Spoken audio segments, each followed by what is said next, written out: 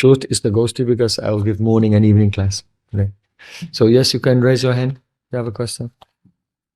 Yes. Madhav Das Brahmachari, what is your question? Hare Krishna Gurudeva. So my question is about the various avatars of the each four yugas, because we heard that Sri Chaitanya Mahaprabhu and Sri Krishna, they appear once every 1,000 cycle. So I was curious to know in the other 999 cycle, which type of maybe avatar comes, and also for Satya Yuga and Treta Yuga. Also, I was curious about Lord Ramachandra. Does he comes also once only? And in that time when he don't come, who comes? And also about when Chaitanya Charitamrita said there is one is a red color, one is white. I was curious about also the white one and the white is Shukla avatar. The red color is named Yagya. His name Yagya. And in Chaitanya Charitamrita, Sri Krishna said, Yuga Dharma Pravatana Hoy Angsa Hoite. Ami Bina Nahiani Braja Prema Dite. Only I can give Braja Prem, but my angsas, they can establish the Yuga Dharma. So in other cycles of ages, then an avatar of Vishnu, an angsa, appears and establishes the Yuga Dharma of Nam Sankirtan, and by that spreads Vaidhi Bhakti, going to Vaikuntha. Yes, Jiva Prabhu. Sri Gurudeva, this question has two parts. The first part is, we always say that Paramatma is inside the heart, close to... Just one thing, Lord Ramachandra also, he does not appear every time. In this, he did not appear in this cycle. It was another cycle of ages before. Yeah. So, Paramatma is everywhere, but we say also, especially in our heart. So, if it's everywhere, because the second part of this question is if the Nimitta, the Upadankaran is God. We say that is Advaita Tattva. So how it's possible that we say also that the Pradhan is in view of the form by the Krishna, by the will of God. So if it's already Advaita Tattva and the Vishnu is the ingredients cause of the reality everywhere. So why we say that the Pradhan has this quality of that had to be formed by the will of God.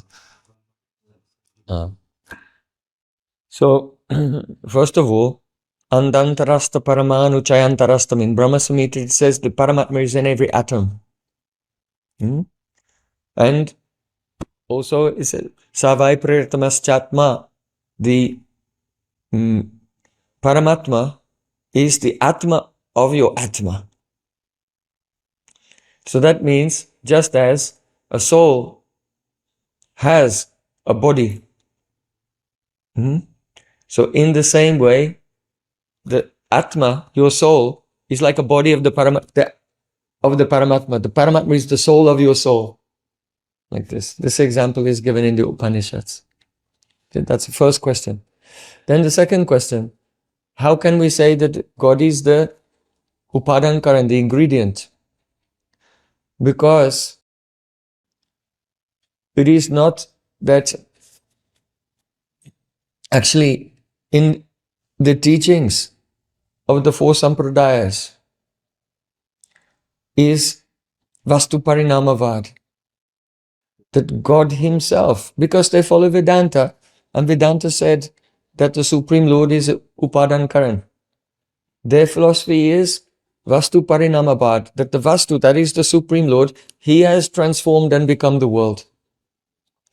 But the speciality of the Gaudiya Siddhanta presented by Chaitanya Mahaprabhu is Achintya Beda Beda Tattva, which means there is identity and also difference between the Supreme Lord and his Shakti. Shakti Matayo Abhed. So it is the Shakti which transforms and becomes the world. But this Shakti is different and also non-different from the Supreme Lord. Yeah. Another thing, Advaita Acharya is himself not directly the ingredient. He is the Adistatri Devata of the ingredient. And the ingredient is his Shakti.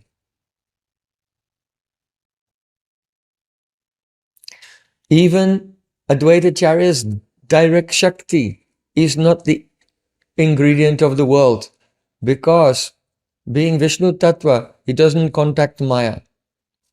So there's such a thing as a spiritual ingredient, of which the ingredient of Maya is the shadow. So this is why the body becomes spiritual by the mercy of Advaita Acharya, because there is the material ingredient which is the shadow of the body, and then there is the spiritual ingredient of the spiritual body inside the material body, like this. So you should understand it in this way. Yeah? Bhaktisiddhanta Thakur said, we never think of cause as cause. The meaning is this, that when we think of cause, we actually think of the previous state of the effect. What was this thing before it became what it is now? Like the cause of the tree is the seed, but the seed is actually the previous form of there's the effect and the effect previously and the effect previously and the effect. So it's only effect.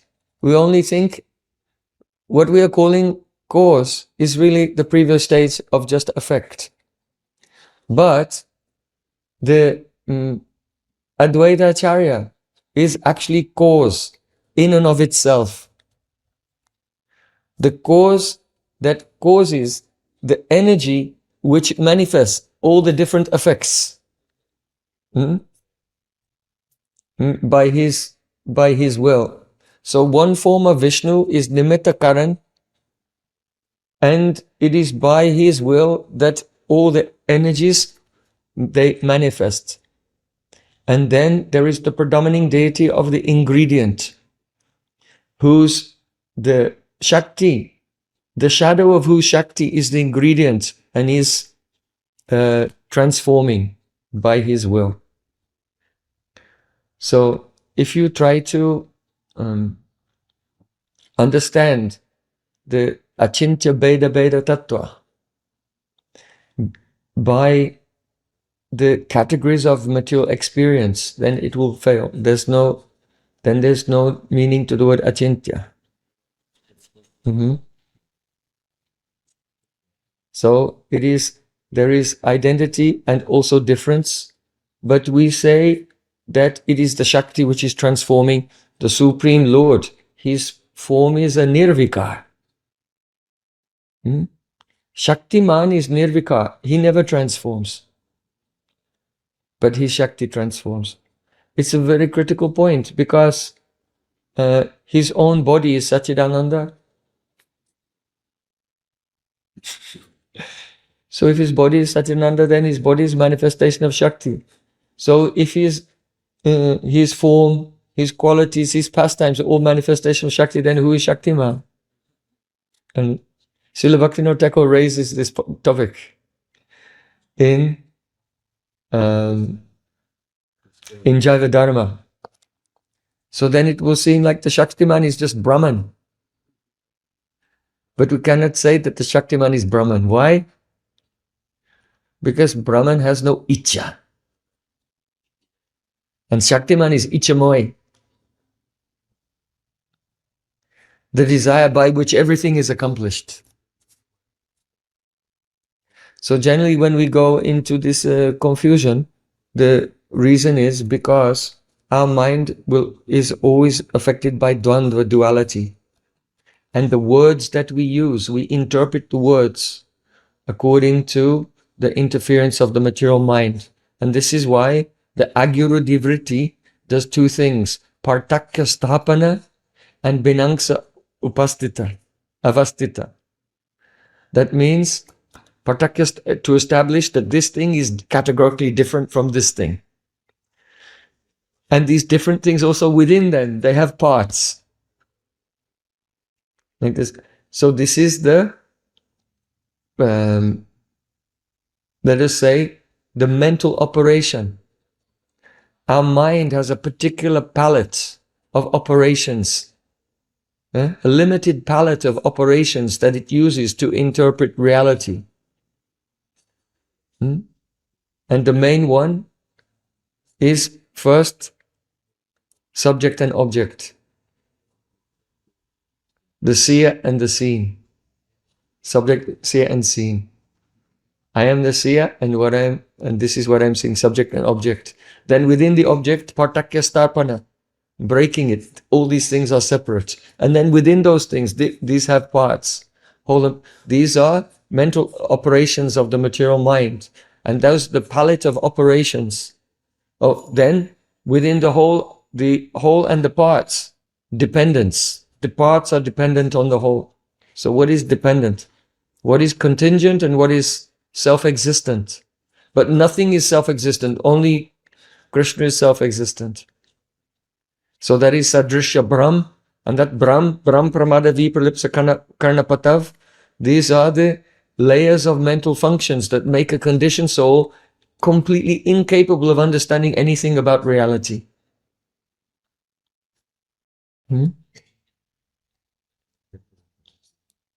So what people are thinking is the great intellectual achievements is all avidya. And even the words they use to express them are interpreted in Agyuru Divritti from the perspective of ignorance. And when the same person studies Shastra, then he interprets the Shastra according to Agyuru Divritti also. Understand? Yes. Those who are deliberating on Siddhanta, they can catch something. And hearing for a long time, they can catch something what this means. Yes, Tarun Krishna. How we can explain for the not religious audience the main stages of karma yoga, and is it necessary if we follow karma yoga to be a religious person and to be in some tradition? And if we follow karma yoga, then is it necessary that we always will apply this vision from Bhagavad Gita that we should do everything as a sacrifice to Krishna? So first of all, a non-religious person, they cannot do karma yoga. Because the karma means the duties which are prescribed in the Vedas. So even the demons who don't believe in God, though they don't believe in God, they believe in the Vedas. So they're technically not Nastic. Understand? In the terminology of Vedic culture, there are two things, Astic and Nastic. And it's generally translated as theist and atheist. But actually, it's not exactly that. Astic means who believes in the Vedas. And Nastic means who doesn't believe in the Vedas. So, for example, the Sankhya school, they don't believe in Ishvara, but they believe in Vedas. Jaimini Rishis in Purva Mimamsa school, they perform all karma kanda, but they don't believe in God. They don't even believe in any demigods. They believe that the mantras to the demigods are actually sound vibrations that cause the manipulation of the material energy in Paramamimamsa. So it seems they're doing so many yagyas and worshipping demigods, but they don't believe in those devatas at all. They think that the Vedas themselves, the mantras, are the subtle energy vibration that causes the manipulation of the adrishta. Adrishta means you have a destiny and it's unseen, it's adrishta. But by chanting mantras, you can make for yourself a higher and better destiny. So, when Krishna describes the Karma Yoga in Bhagavad Gita, he describes that in the beginning, I have manifested this world, and I have manifested the devatas and the processes of yajna, so that the living entities, by living the life of sacrifice, they can be happy. So there's a cycle in this sansar chakra. There is a cycle in which the living entities, they perform sacrifice to the devatas, and the devatas give the living entities what they need, their necessities of life. They give rain. From the rain comes the grains. From the yajna comes the rain. From the rain comes the grains. From the grains, you have food, you can live, and you can offer the grains in sacrifice like this. So this is the cycle of sacrifice. It's a collaboration between the living entities and the devatas, because the devatas are the intermediate benefactors of the living beings. All the devatas, one devata is giving sunlight, one is giving air, one is controlling your power to see, one is controlling digestion. So everything that we are doing is given by the devatas. But ultimately, whatever the devatas are giving, it comes from Supreme Lord.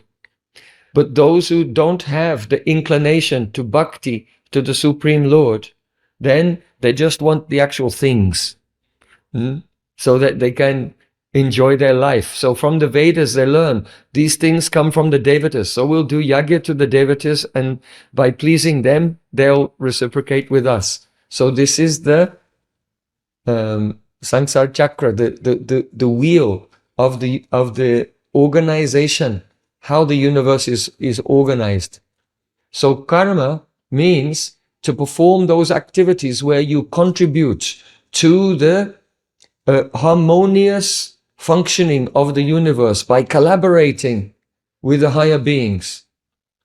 And vikarma means when you misuse the things which are provided by the higher beings for your own sense gratification, and thereby, instead of contributing to the harmony of the cycle, you make a disturbance. So when you make a disturbance to the universal order, then the devatas who have given you whatever facilities you have, they begin to withdraw those facilities. And therefore, you become, you get a lower body, you become poor, you become diseased, you become ugly, and you suffer, and that you lose the human form of life and go down into lower forms of life. So this is karma. And then karma yoga means that you are doing those same activities which contribute to the cosmic order, but you do them without the attachment to the result. Then it becomes karma yoga. And not wanting the result. Why? Because you're thinking, I am not the enjoyer of this activity, but rather I am doing this as a sacrifice for the Supreme Lord. And by doing this, then this is not bhakti, but nishkarma karma yoga, which is offered to the Supreme Lord. Bhagavad arpita nishkam karma yoga becomes arop siddha bhakti. Because the mind is thinking of God, even though the activity is not direct bhakti. And there's detachment from the result as well. So a purification goes on, and one will gradually develop greater and greater eligibility to perform bhakti. If he has good association. Because without association, any karmas will not turn into bhakti. So, but for the general person, ordinary people, many people, even if they don't believe in God, they believe in some idea like karma, which is foolish. Because without a supreme intelligence, who is going to manage that everyone gets the results? The logistics it's impossible, even with artificial intelligence.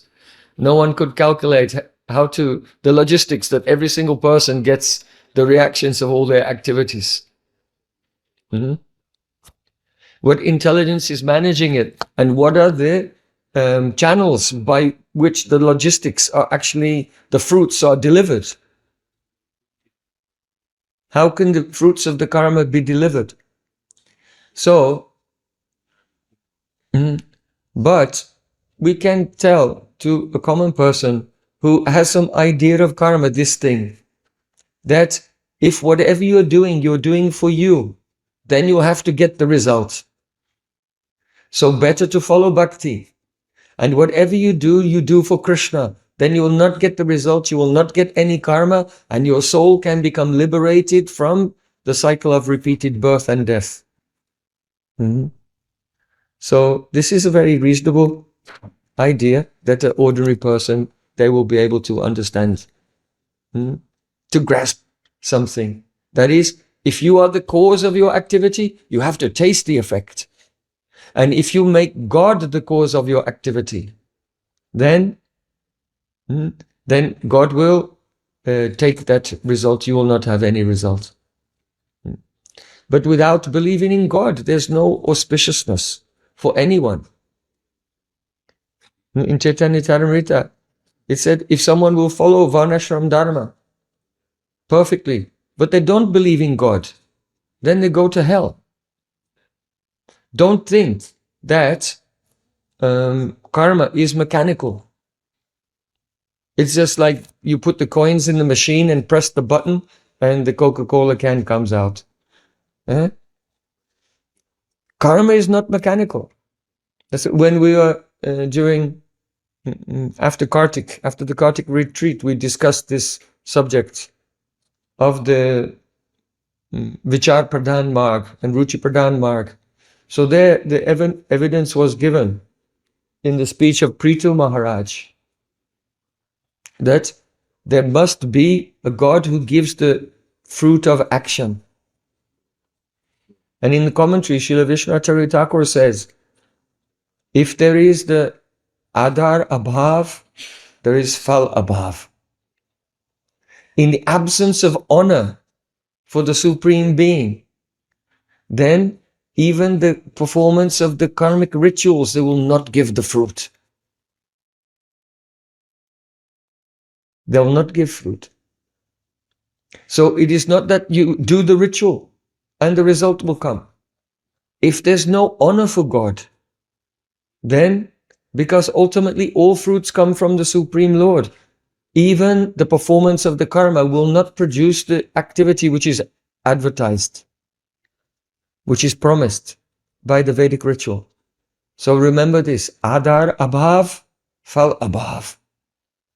And remove all the vikalpa, mental, non-correlated thought constructs that the actions and reactions of the world are going on by some mechanical means. Everything is personal. All fruit is coming from the Supreme Lord. The Supreme Lord gives the fruit. If he were not there, there would not be fruit of anything. And even if you do the karma, but you disrespect him, then you will not get the result of that. Yes. Please accept my obeisances. As I understand, in Galoka chart, there are 4 gates to enter Galoka Dhama. And are all Gaudiya Vaishnavas enter through Samaveda? And depends on what, who enters which gates? So, yes, what's the question? All Gaudiya Vaishnavas, do they enter through Samaveda gate? No.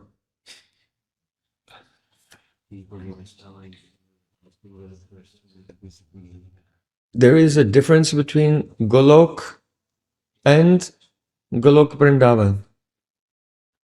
The Krishna Lok planet has 4 dimensions, and the outer aspect is called Golok, and that is actually Mahavaikuntha, and it can be attained by Vaidhi Bhakti. If a person worships Radha and Krishna in Vaidhi Bhakti, they can go to Golok, and there Radha and Krishna are married. So it's like Vaikuntha. And there's some knowledge of Sri Krishna's opulences also. So that is not the goal of Gaudiya Vaishnavas. Because our tradition, though Vaidhi Bhakti is there in the preliminary stages, there's some arrangement for the engagement in Vaidhi Bhakti, but the teaching of Chaitanya Mahaprabhu, the gift that he came to give, service of Radha Krishna in Braja, that is only attained by Raganuga Bhakti.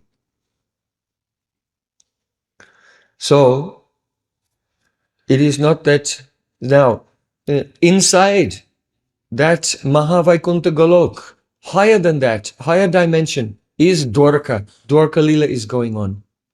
So, and then inside that higher is Mathura Lila.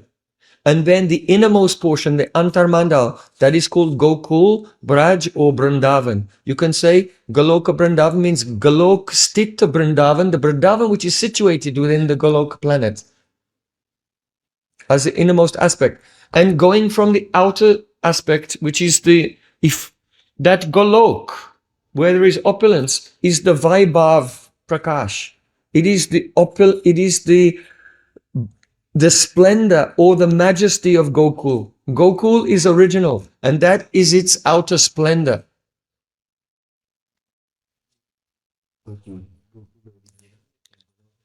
So, going from the outside to the inside, there's a gradual increase in sweetness. So from Golok, we can say that there's more sweetness in Dwarka than Golok, and there's more sweetness in Mathura than Dwarka, and there's more sweetness in Gokul. We can say that there's Aishwarya mood in Golok, but that Aishwarya mood is not so prominent in Dwarka, and less prominent in Mathura, and hidden completely in Braja.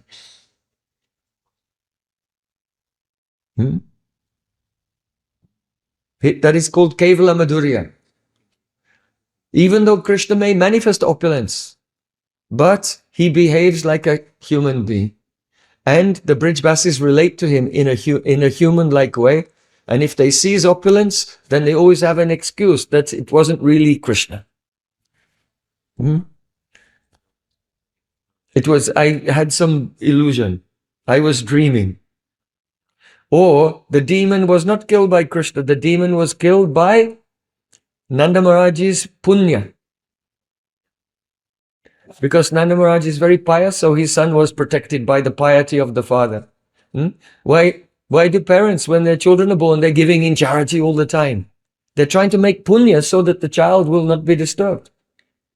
So that is the general kind of karma. Karma kanda in this life. And so, though here it is a lower state of ignorance, but because that is human-like pastimes, there that is perfect. Because it's done for Krishna, out of love for Krishna. So, there is a gradation, a taratamya of Aishwarya. The actual Aishwarya is actually becoming more, but it's not, there's no Aishwarya Bhav, so the Madhurya is also becoming more. But the Aishwarya Bhav is becoming less. This is the Taratamya. So just like when Krishna, he left Braj, The Brijbasis, they went to Kurukshetra to meet him and tried to bring him back, but he did not return. He went back to Dwarka. So when the Brijbasis returned to Braj, they didn't go to Nandagaon and Varsana. They camped in Lohavan. Perhaps you remember on Braj Mandal Parikram, we go to the forest of Lohavan and visit that place where the Brijbasis were camping. So then, when Sri Krishna from Dwarka comes to meet Dantavakra and Vidurata at the gate of Mathura to fight with them, he kills them. And then in his chariot, he crosses the Jamuna from Mathura, and the forest directly across from Mathura is Lohavan. And Krishna goes in his chariot to Lohavan and he meets with the Brajbasis there. So, after meeting with the Brajbasis for a few months, then Sri Krishna gets on the chariot and he goes back to Dwarka. So Dwarka Leela now, the Braj Leela is finished because what happens? Krishna marries Radharani and all the gopis. Then he tells the Brajbasis, oh, get onto my chariot. And his chariot becomes huge. And all the Brajbasis can fit on his chariot. And then he carries them across the Jamuna and they go to Nandagaon and then they live in Nandagaon. So this is opulent, this is Golok Leela. This is Golok Leela. But this is not the experience for those who are in Raganuga Bhakti. When Sri Krishna comes back, then the Leela becomes apricot. It just becomes apricot. The demigods saw that Krishna and all the Brijbasis, they got on a chariot and they went through the sky and they went to Golok. So in this way, they can enter through the gates, through the 4 gates and go to Golok. The Devatas see like this. It's a very Aishwarya vision. But those who are in the dimension of Golok where there's some sweetness, they got on the chariot and they just crossed the river and went to the other side and went to live in Gokul. And those who are in complete sweetness, that just never happens. For those who are in complete sweetness, there's no difference between the prakat and aprakat lila. So they just, from the prakat, just become aprakat, just disappears. Disappears from our view, but for them, they don't even know. They don't know that there's any difference between prakat and aprakat lila. For them, it's just a bhav. Sometimes they're feeling, oh, Krishna has left us, and then we realize, oh, he did not leave us. But when they experience that inner feeling that Krishna has left us, that is what is manifested here as the prakat lila. So I don't know if you understand this. It's very deep. In one day, I think, a person cannot grasp it. But if you hear again and again, gradually, and understand in layers, then you can have some theoretical understanding. But only by doing bhajan, then we can realize the significance of this.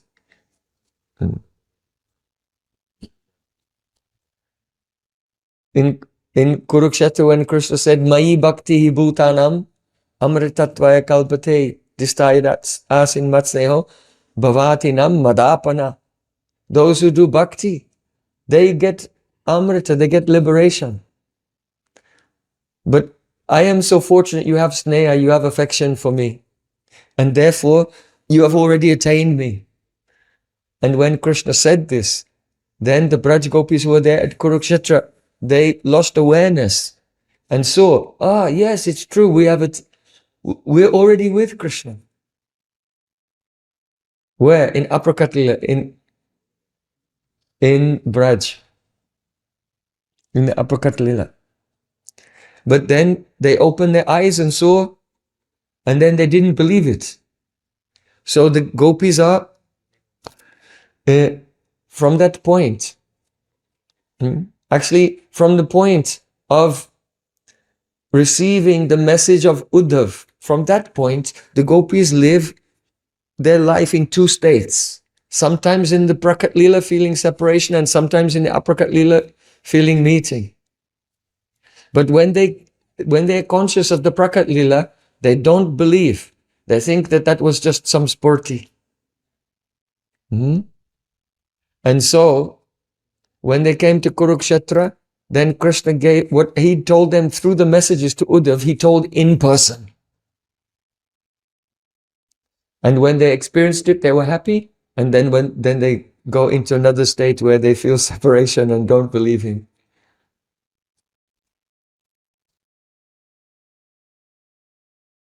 So these things have many dimensions. You can hear gradually.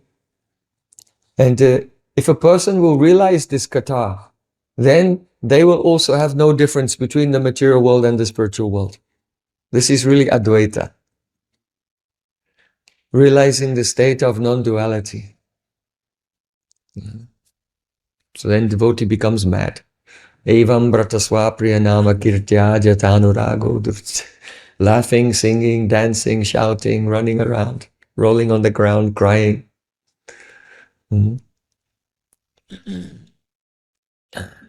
So beautiful. So yes, don't think about, yes, I'm going to chant and then one day a chariot will come, a golden chariot, and I'll jump on the chariot and I'll fly.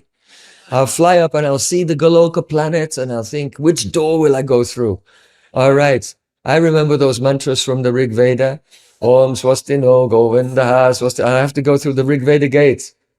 Here we go, and then I'll arrive. Oh, Krishna, I've arrived in your topmost planet. No chance to attain Krishna's Braj Leela by this way. No chance. So what happens in Raghavatma Chandrika, Srila Vishnacharya Thakur describes that those persons who are serving Radha and Krishna, following the moods of Brij Basis, thinking Krishna is ordinary son of Nanda Maharaj. But because Nanda Maharaj does puja of Narayan, sometimes Narayan enters into him. And so some miracles take place, but it's not Krishna, it's Narayan. So having such a lokik sadbandhu bhat sambandha, natural mood towards Sri Krishna, then if a person is doing bhajan in this way, and they realize their siddhadeha, then when they, at the end of their life, then that person, he doesn't go to Golok. He doesn't go to the Aprakat Leela even. He goes to a Vrindavan which is on earth. Bhauma Vrindavan, Bhauma Leela, in some universe, in some other universe where Krishna is about to appear. So, or Krishna has just appeared, because generally we'll be a few years younger than Krishna. The dasis of Radhika, Radhika's just over a year younger than Krishna, and the dasis are another year or so younger than Radhika. So Krishna, in that universe where Krishna has appeared, and Krishna's maybe about, 3, then your mother in that universe will be pregnant with you. And then you take birth in the Leela and grow up with Krishna and his associates. So the only way that you can be incorporated into Naravat Leela, it will have to be Naravat. You can only enter into, Naravat, you understand? Naravat means human-like. The only way to enter into the human-like pastimes of Krishna must be human-like. You can't just show up already as a fully formed teenage gopi in a golden chariot flying through the Brahmajyoti, past the Vaikuntha planets, past Ayodhya. And then arrive at the gates of Golok, and I am here. And then someone can introduce you, oh, these are your parents. Say, you're not my child. You just came flying on a golden chariot from the sky. How can you be my daughter? So no, Srila Vishwanath Thakur reconciles everything by saying, by following Raganuga Bhakti, we follow the human-like moods of the Brijbasis, and then we'll have to take birth among them in the Prakat Lila. And that's how one becomes incorporated into the Braj Lila, and then experiencing the Braj Lila at the point when Sri Krishna sends the message through Uddhav, then one has the experience of being in the Aprakat Lila, like this. It's quite amazing. And that is the perfection. And that's why in the Chatusloki Bhagavatam, the verse on Prayojan Tattva is that Yatamahanti Bhutani Bhutetshuschа Vyateshvanu Pravistana Pravistani Tatateshu Nateshvaham. As all the five elements enter into all the objects of this world but remain outside. So I am inside and outside of everything. This is not really about Sankhya, the metaphysics of Sankhya, counting the elements. It's actually about the state of Prem, where the Vishai is outside and inside of the Ashray. Fully.